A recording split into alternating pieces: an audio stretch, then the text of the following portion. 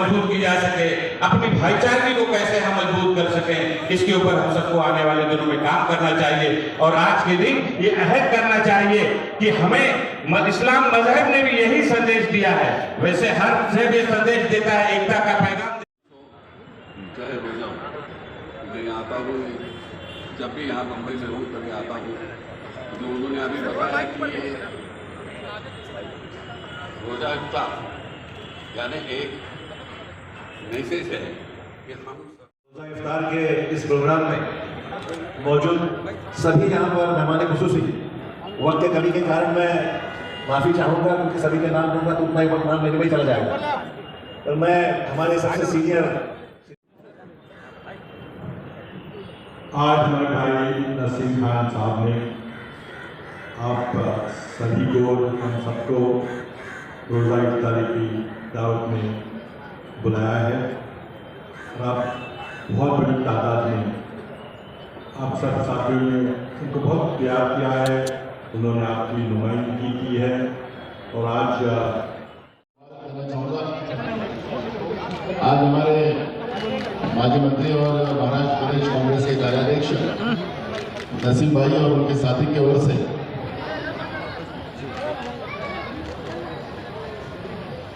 इफ्तार party यहाँ रखी गई है और इस प्रोग्राम में हमारे AICC के हमारे प्रभारी आशीष दुआ जी, हमारे बहन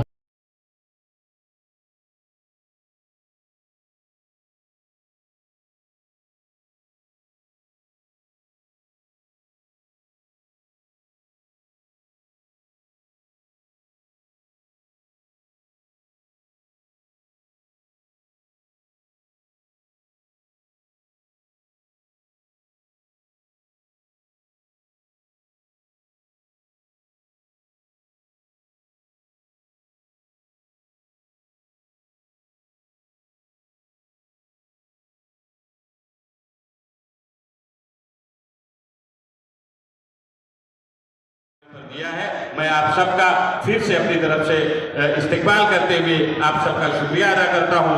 और मैं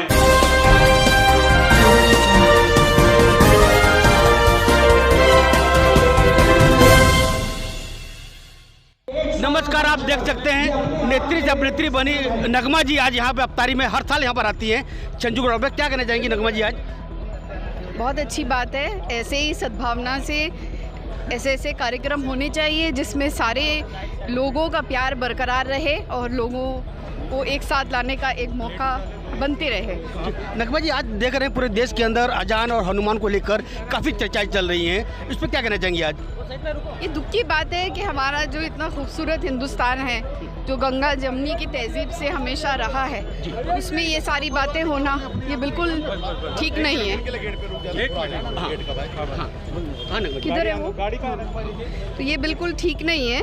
इसको ऐसे ही फंक्शन होने चाहिए, ऐसे प्रोग्राम होने चाहिए जिसके जानिब से हम सब एक साथ में आए और एक भाईचारा का माहौल बरकरार रखें। नगमा जी, कहीं ना कहीं 3 मई को मनसे प्रमुख राज ठाकरे ने जो स्टेटमेंट दिया है कि अगर मस्जिदों से लाउडस्पीकर नहीं उतरा तो हनुमान चालीसा हम करेंगे, तो कांग्रेस क्या स्टैंड रहेगा इस पर? नहीं, जो सरकार अपना स्टैंड लेगी, जो लोगों के हित में होगा वही होगा, तो इसमें हमारे और आपके बोलने की बात ही नहीं है। जो सरकार को सही लगेगा और जो करना चाहिए लोगों की भलाई के लिए, लोगों की बेहतरी के लिए, और कोई दंगे नहीं होने चाहिए, यही मकसद है इन लोगों का, दंगे कराना जो देश भर में करा रहे हैं, और इससे हमें सबको बचना चाहिए। बलवंत देशमुख साहब यहाँ पर आ चुके हैं। सर बताइए, किस तरह की व्यवस्था आज आपने यहाँ पे की है? बड़ी शानदार व्यवस्था की है। आज इफ्तार के अवसर पर माननीय पूर्व मंत्री नसीम खान सर, उसके अलावा महाराष्ट्र के पूर्व मंत्री सुशील कुमार शिंदे जी, पृथ्वीराज चौहान जी और बहुत जन मिनिस्टर्स लोग यहाँ है, तो हमने पूरा ट्रैफिक का और इधर का कानून और व्यवस्था का पूरा व्यवस्था का अच्छी तरह से करके रखे हैं। तो कहीं ना कहीं हमने देखा ट्रैफिक की भी व्यवस्था आपके माध्यम से बिल्कुल चुस्त और दुरुस्त रही है। ट्रैफिक के अजित यादव करके है, उन्होंने पूरा ट्रैफिक की व्यवस्था की है और जीरो पार्किंग किया है। इसकी वजह से ट्रैफिक के लिए कुछ मुसीबत नहीं है, ट्रैफिक स्मूथली चल रहा है। Thank you. आ चुके हैं महाराष्ट्र के पूर्व मुख्यमंत्री अशोक चौहान जी और साथ में महाराष्ट्र कांग्रेस के कार्याध्यक्ष नसीम खान जी और उप मुख्यमंत्री अशोक आ चुके हैं। सर, क्या कहना चाहेंगे अफ्तारी के मौके पर आज? जी, आज अफ्तारी का शानदार यहाँ पे आयोजन किया नसीम खान जी के द्वारा। ऐसा है कि जब भी सभी लोग मिलते हैं रोज़ा इफ्तार, ऐसा एक वक्त है जहाँ पर यहाँ पर नसीम भाई हर साल ऑर्गेनाइज करते हैं, इफ्तार के दावत में बुलाते हैं और एक कौमी एकता के माहौल में यहाँ पर आज का एक शानदार प्रोग्राम हुआ है और देश की एकता और अखंडता बनाए रखने के लिए ऐसे प्रोग्रामों की ज़रूरत है। कहीं ना कहीं अशोक भाई देखा कि पूरे महाराष्ट्र के अंदर हनुमान और अजान को लेकर एक विवाद छिड़ा है। नसीम भाई ने आज यहाँ पे एक गंगा जमनी तहजीब पेश की है। सामने अहम मसले है, उसको ध्यान देना चाहिए। इसमें कोई वक्त बिगाड़ कर लोगों का वक्त ज़ाया करना ठीक नहीं है। पूर्व मुख्यमंत्री हमारे साथ अशोक चौहान जी यहाँ बैठे हुए हैं, पृथ्वीराज चौहान जी। सर, आज आपने यहाँ पे देखा पूरी गंगा जमनी तहजीब यहाँ पे देखी गई है महाराष्ट्र कांग्रेस के कार्याध्यक्ष नसीम खान जी के द्वारा, क्या कहना चाहेंगे आज? आज देखिए, मैंने भाई नसीम खान जी ने बड़ी रोज़ा इफ्तारी की दावत दी है। हम सब इसमें शरीक हुए थे और उनके इलाके से भी बहुत सारे उनके साथी यहाँ पे कार्यकर्ता यहाँ पे थे। जिस इलाके की वो नुमाइंदगी करते हैं वहाँ के लोगों ने उनको बहुत प्यार दिया है। वो सभी लोगों को उन्होंने इफ्तारी की दावत में बुलाया है।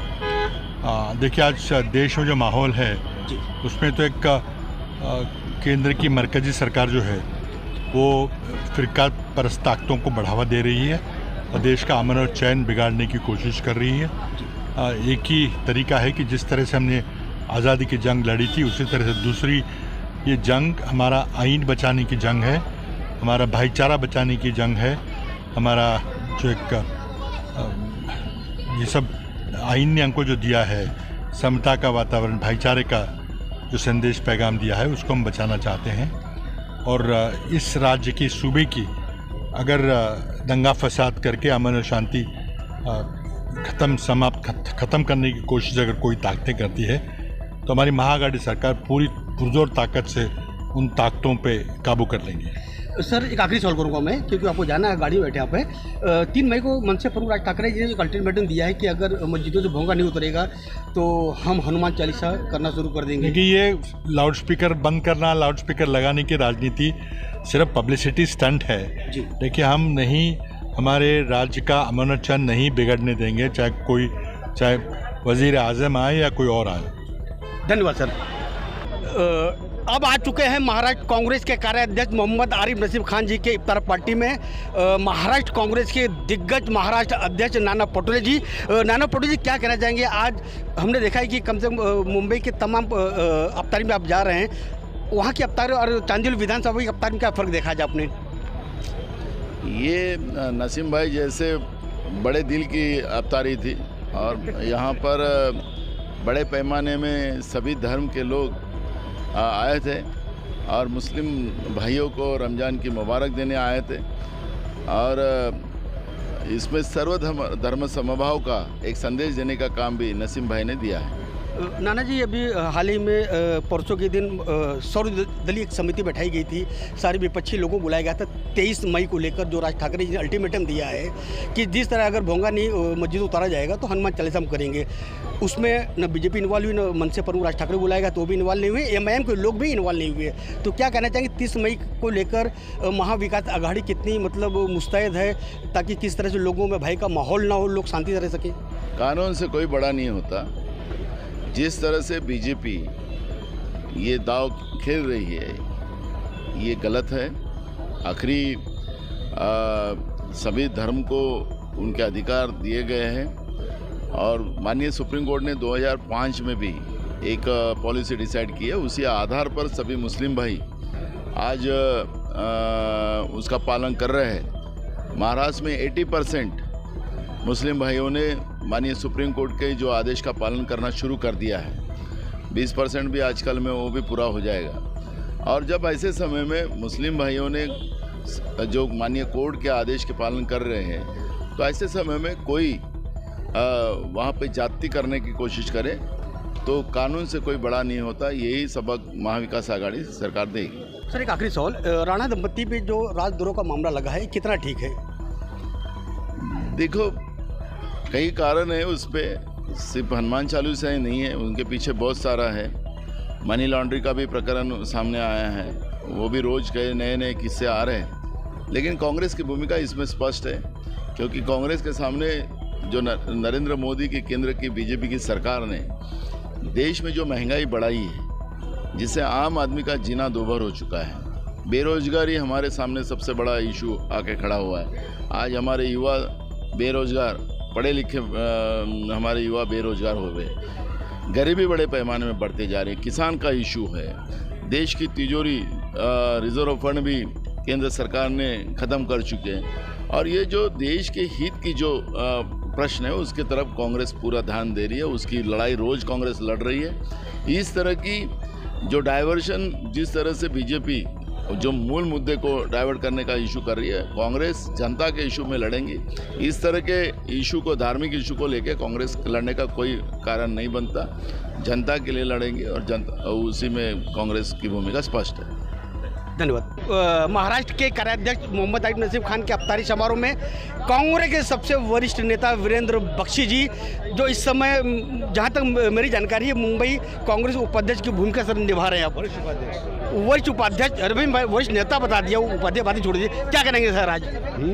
क्या कहना चाहेंगे आज कि एक तरफ देख रहे हैं हनुमान और आजान की बातें चल रही है, वहीं दूसरी तरफ हम देख रहे हैं अफ्तार के माध्यम से सर्वधर्म समभाव की नीति यहाँ पे देखी गई है। भाई देखिए, आप यहाँ पे असली हिंदुस्तान जो है, उस हिंदुस्तान की हिंदुस्तान यहाँ पे दिखाई दे रहा है। और आपने जो हनुमान चालीसा की बात कही मेरे भाई, आपको बता देना चाहता हूँ, मैंने 40 साल मंगलवार हनुमान जी का व्रत किया है। मुरली देवरा के एक हनुमान के रूप में काम किया है। हनुमान जी एक ऐसी पवित्र शक्ति है, उनको राजनीति में लाना, उनको सड़क पे लेके आना एक महापाप हो रहा है और इसका प्रायश्चित करना पड़ेगा। हनुमान जी, देखो मैं नहीं जानता आप हनुमान जी के बारे में कितनी अपने मन में श्रद्धा रखते हो, लेकिन हनुमान जी को राजनीति में लाना तो नेक्स्ट टू इम्पॉसिबल। और उनका जो ये उपयोग हो रहा है, ये कहीं न कहीं करने वालों को ऊपर वाला ही इसका सजा देगा, ऊपर वाला देगा। और राणा फैमिली पे राजद्रोह ये लगाना कितना जायज़ है बताइए? जैसे आपने हनुमान चालीसा की बात की, आप मुरली देवरा के कार्यकाल के अंदर हनुमान की भूमिका आपने निभाई, लेकिन कहीं ना कहीं महाराष्ट्र विकास आघाड़ी की सरकार पर आरोप लग रहा है कि अगर हनुमान चालीसा का पाठ करने जा रहे हैं तो महाराष्ट्र विकास आघाड़ी सरकार ने उन पर राजद्रोह का मामला दर्ज किया है। एक कहाँ तक ठीक है आपकी नज़र में? ये बिल्कुल सही है। वो इसलिए सही है कि हनुमान चालीसा वो मंदिर में पढ़ा जाना चाहिए, पवित्र स्थान में पढ़ा जाना चाहिए, अपने घर के अंदर पढ़ा जाना चाहिए, ऐसी जगह पे पढ़ा जाना चाहिए जो हनुमान चालीसा का मतलब समझे, ऐसी जगह पे जहाँ पे हनुमान जी के बारे में सड़कों के ऊपर लेके राजनीतिक रूप करना। और राजद्रोह इसलिए कहा जा रहा है, जो यहाँ पे आप प्यार का हिंदुस्तान देख रहे हैं, इस प्यार के हिंदुस्तान में अगर कोई दरार डालने की कोशिश कर रहा है तो वो हिंदुस्तान के प्रति एक राजद्रोह। अफ्तारी कार्यक्रम के अंदर महाराष्ट्र की शिक्षा मंत्री हैं, और क्या कहना चाहेंगे आज? रमज़ान के इस शुभ महीने में आज सभी रोज़ादारों को बहुत सारी शुभकामनाएं दूंगी। आने वाले रमज़ान ईद की भी बहुत सारी शुभकामनाएं। और जिस तरह से आपको मालूम है कि मैंने कहा कि हमारा देश विविधता में एकता रखता है, हर जात धर्म भाषा के लोग यहाँ पे रहते हैं और सभी लोग प्यार से एक दूसरे का त्यौहार मनाते हैं। आज इफ्तार में भी सभी लोग यहाँ पे आए हैं, आप देख रहे हैं मान्यवर नेता आए हैं। मैं नसीम भाई को धन्यवाद दूंगी कि उन्होंने हमें यहाँ पे बुलाया और आज हम सभी लोग ने मिलके रोज़ा इफ्तार साथ में किया है। आने वाले दिनों में मैं यही अपेक्षा करूंगी कि भारत भर में विश्व बंधुता रहे, समता और एकता रहे। जो यहाँ पर आज पूरा का पूरा महाराष्ट्र का मंत्रिमंडल, खासकर कांग्रेस के बड़े बड़े जो दिग्गज नेता थे, पूर्व मुख्यमंत्री से लेकर सारे के सारे मिनिस्टर, वर्तमान मिनिस्टर यहाँ पर आज आपने देखा, एक कहीं ना कहीं कार्यक्रम ये साबित उन्होंने करके दिखाया है कि यहाँ के जो महाराष्ट्र के कांग्रेस के कार्याध्यक्ष मोहम्मद आरिफ नसीम खान के द्वारा जो यहाँ पर जो आयोजन किया गया अफ्तार पार्टी का, एक ताकत बन के यहाँ पे दिखिए। सबसे बड़ी विशेषता ये रही है कि सभी धर्मों के लोग, आपने देखा होगा हमारे कैमरे के माध्यम से, हिंदू समाज के लोग थे, पंजाबी समाज के लोग थे, बौद्ध समाज के लोग, सारे समाज के लोग आज इफ्तार में शामिल हुए। नसीम भाई, कहीं ना कहीं जैसा कि आज पूरा माहौल में फिरका पुस्ती का जो माहौल हमने देखा है, आज आपने एक गंगा जमनी तहजीब पेश की अफ्तार के माध्यम से, क्या कहना चाहेंगे आज? देखिए हमेशा हम लोग, और ये आज देश की आवश्यकता है, हमारे देश आज हम लोगों को गंगा जमुनी तहजीब विरासत में मिली है, उसे हमें संजोना है, उसे हमें मजबूत करना है, उसको हमें आगे बढ़ाना है। क्योंकि आज जिस तरह से सद्भावना बिगाड़ने की कोशिश राजनीतिक स्तर पर कुछ पार्टियां इस देश में कर रही हैं, लोगों का ध्यान हटाने के लिए, महंगाई से उनका ध्यान हटाने के लिए, बेरोज़गारी से ध्यान हटाने के लिए इस तरह की सांप्रदायिकता पैदा की जा रही है कि लोग असली मुद्दे से लोगों का ध्यान हटे और सांप्रदायिकता का जहर घोलने की कोशिश की जा रही है। देश में संविधान है, संविधान की धज्जियाँ उड़ाई जा रही हैं। तो ऐसे समय में सबको मिलजुल कर ऐसी शक्तियों से लड़ना होगा और उनको कमज़ोर करना होगा, राजनीतिक तौर पर उनको ख़त्म करना होगा। मैं तो आगे बढ़कर कहना चाहूँगा कि सन 47 के पहले जिस तरह से इस देश का हिंदू, मुस्लिम, सिख, ईसाई मिलजुल कर अंग्रेज़ों के खिलाफ लड़ाई लड़ा था और वो सफलता पाया था, देश आज़ाद हुआ था। आज हम आज़ाद भारत में सांस ले रहे हैं। अब ज़रूरत आ गई है सांप्रदायिक शक्तियों के खिलाफ हमें लड़ाई लड़ने के लिए, जो नफ़रत का जहर घोलने का काम हर समाज में करते हैं।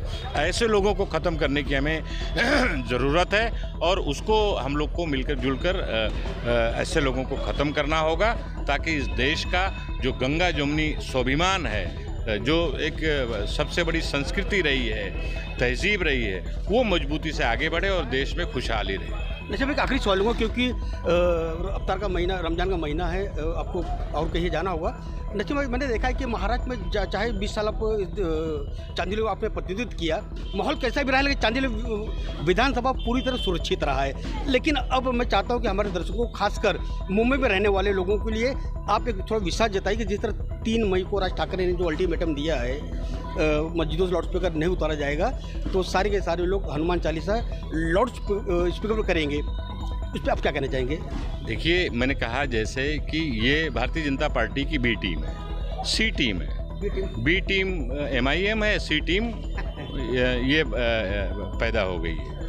तो अब ये सब मिलाकर अलग अलग तरह से ये सारे लोग कहीं ना कहीं माहौल ख़राब करने की कोशिश करते रहते हैं। लेकिन सरकार है, महाराष्ट्र में सरकार है, कानून है, और कांग्रेस पार्टी मजबूती के साथ इस देश के कानून से किसी को भी खिलवाड़ करने की इजाज़त नहीं देगी, चाहे वो 3 मई हो या 13 मई हो। धन्यवाद। इथे नसीम खान जी, जैसा कि आपने पूरा का पूरा कार्यक्रम हमने फ्रेश न्यूज़ के माध्यम से आवे सभी अतिथियों को हमने दिखाया।